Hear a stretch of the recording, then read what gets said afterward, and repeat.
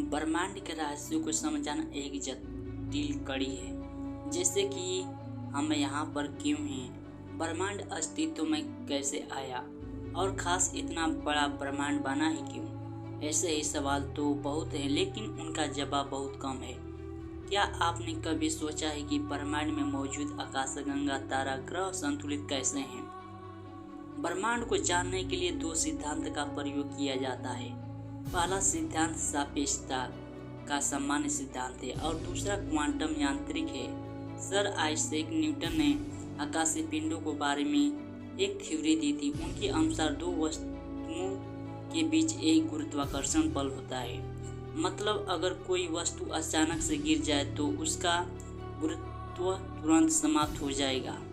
अगर हम ऐसी कल्पना करते हैं कि सूर्य नष्ट हो गया है तो 8 मिनट 20 सेकेंड बाद पता चलेगा, लेकिन सूर्य की रोशनी पृथ्वी तक पहुंचने में 8 मिनट 20 सेकेंड का समय लेती है। लेकिन न्यूटन के अनुसार गुरुत्वाकर्षण का प्रभाव तत्काल होता है, इसीलिए सूर्य के नष्ट होने का पता हमें तुरंत यानी प्रकाश के पृथ्वी पर पहुंचने से पहले ही लग जाना चाहिए।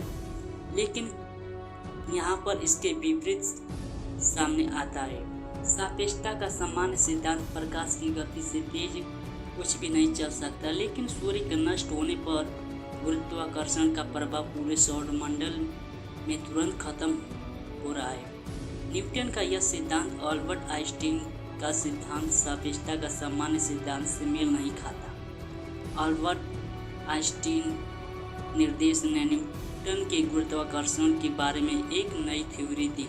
आज डॉक्टर आइंस्टाइन ने बताया कि सूर्य के चारों ओर घूमने वाले ग्रह वक्र स्थान में चिपके हैं, न कि सूर्य के गुरुत्वाकर्षण शक्ति की वजह से उसके चारों तरफ से घूम रहे हैं। वक्र स्थान को एक उदाहरण से समझा जा सकता है। मान लो कि एक रबर की शीट है और उस पर कुछ वर्टिकल हॉरिजॉन्टल लाइन खींची गई है। शीट को चादरिंग के बाद उसके बीच में एक बड़ा बोल रख देगा तो हमें दिखाई दे कि बोल के आसपास जो लाइन है वह थोड़ी तीखी हो गई और शीट में एक कर्व बन गया। अब दूसरी बोली सतह पर डाली जाए तो उस वक्र की वजह से बड़ी गेंद के पास जाएगी। सभी आकाशीय पिंड और निर्देश के इस नियम का पालन कर रहे हैं। अब इसी वक्र स्थान की वजह से प्रकाश की किरणें भारी पिंडों के पास से फैलती जा रही है। सापेक्षता के समान सिद्धांत की मदद से हम चीज़ों की स्थिति की भविष्यवाणी कर सकते हैं, जैसे कि एक साल पहले योजनाओं की स्थिति क्या होगी और फिर सौरमंडल के सभी ग्रह में एक लाइन कब आएगी। अब ब्रह्मांड को छोटे स्केल क्वांटम स्तर पर देखा जाए यानी एटम के स्तर पर देखा जाए तो चीज़ें पूरी तरह से बदल जाती हैं। क्वांटम स्तर चौंकाने वाला सिद्धांत सामने निकल कर दिखाई देता है। क्वांटम लेवल पर न्यूटन की गति के नियम और इंस्टीट्यूशन के सापेक्षता के सामान्य सिद्धांत भी फेल हो जाते हैं, क्योंकि क्वांटम भौतिक ब्रह्मांड को एक अलग नज़रिए से समझाती है। यह तो हम सभी जानते हैं कि साधारण पदार्थ एटम से परस्पर जुड़ा हुआ है और एटम से तय और न्यूट्रॉन से जुड़ा हुआ है। रोज़मर्रा की ज़िंदगी में हम इस दुनिया को एक अलग तरह का अनुभव करते हैं और हमारी दुनिया की सभी चीज़ें निश्चित, जैसे हम एक बार में एक ही काम कर सकते हैं। हमारे पास निर्देश हैं। हमें पता है कि प्रकाश की गति सबसे तेज है और हमारे सौरमंडल में केवल एक ही सूर्य है। लेकिन अगर आत्मा के लिए के लेवल पर देखें तो दुनिया देखने का नज़रिया ही बदल जाता है। जैसे कि क्वांटम पर दिशाएं खत्म हो जाती हैं। हम एक ही समय में एक से ज़्यादा काम कर सकते हैं और हम एक समय से ज़्यादा जगह पर मौजूद हो सकते हैं। क्वांटम मैकेनिक्स अनिश्चित व्यवहार को बताती है। क्वांटम मैकेनिक्स में हम भविष्यवाणी नहीं कर सकते कि आगे क्या होगा। यही कारण है कि क्वांटम स्तरों पर न्यूटन की गति के नियम और सापेक्षता का सामान्य सिद्धांत काम नहीं करता, क्योंकि मान लें कि क्वांटम मैकेनिक्स के अनुसार सूर्य एक समय में एक से अधिक स्थान पर मौजूद है। अब अगर सौर मंडल में 3 या 4 सूर्य होंगे तो पूरा सौर मंडल नष्ट हो जाएगा। इसीलिए क्वांटम मैकेनिक्स के नियम को सेलेस्टियल बॉडी पर लागू किया जाता है तो हमेशा नाश ही मिलता है। अब यह कैसे संभव है कि सापेक्षता का सामान्य सिद्धांत ब्रह्मांड को अलग तरह से बताता है और क्वांटम मैकेनिक्स अलग तरह से, और जब इन दोनों की सापेक्षता को एक साथ लागू किया जाता है तो हम आपदा मिलती है, जबकि दोनों ही सिद्धांत अपनी जगह सही हैं। अब ऐसा हो कि ब्रह्मांड को केवल एक ही सिद्धांत से बताया जाए और वह सिद्धांत क्वांटम मैकेनिक्स और सापेक्षता का सामान्य सिद्धांत दोनों पर ही लागू हो। इस स्ट्रिंग थ्योरी एक ऐसा सिद्धांत है जो ब्रह्मांड को क्वांटम स्तर पर बताता है और सेलेस्टियल बॉडी को भी बताता है।